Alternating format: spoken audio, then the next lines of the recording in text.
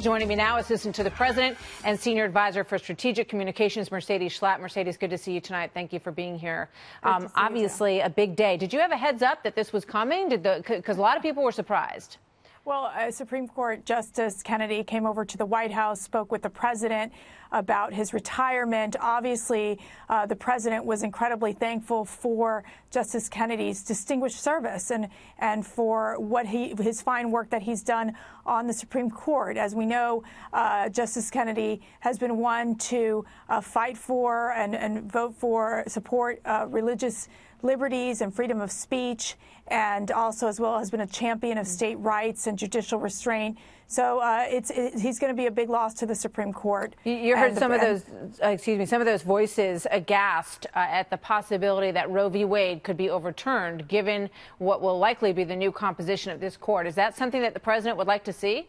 Well, at the end of the day, the president's going to pick the most qualified candidate in the mold of Justice Gorsuch. As we know, Justice Gorsuch has been one who's been respected on both sides of the aisle. He received, obviously, the highest rating from the American Bar Association, someone incredibly qualified. And that's what the president's going to look for, a very qualified candidate who's going to uphold the Constitution.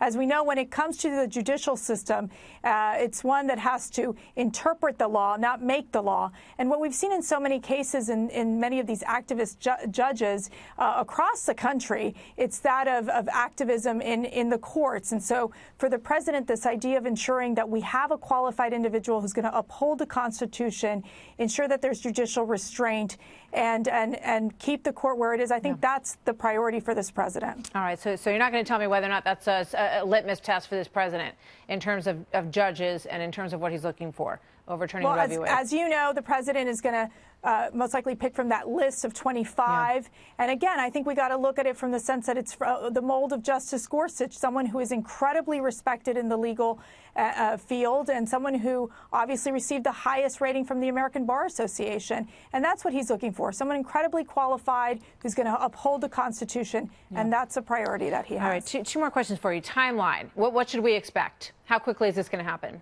Well, I think the president is obviously looking to interview these particular candidates.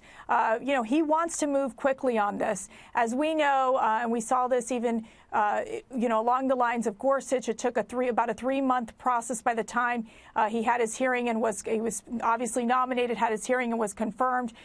President wants to move on this quickly, and so he's expecting Congress to move in that direction.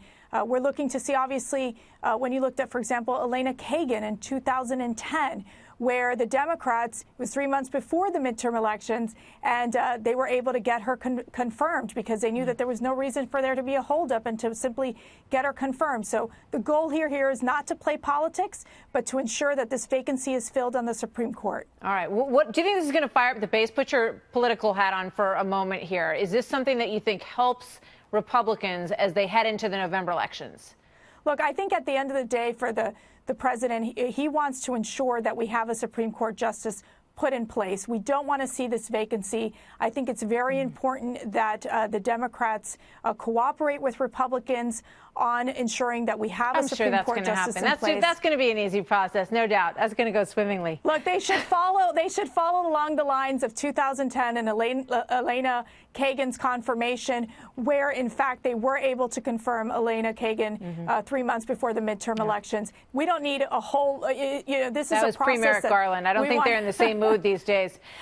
Mercedes. Well, the Democrats' obstructionists, if they continue down that path, obviously that's going to continue to hurt them along the way, especially when you're seeing that President Trump's agenda is winning. And in fact, when he puts his name behind it, and it's where we know that his policies are winning and why Republicans can be so successful. Mercedes Schlapp, always good to see you. Thank you very much. Great to see you, too. Thank you.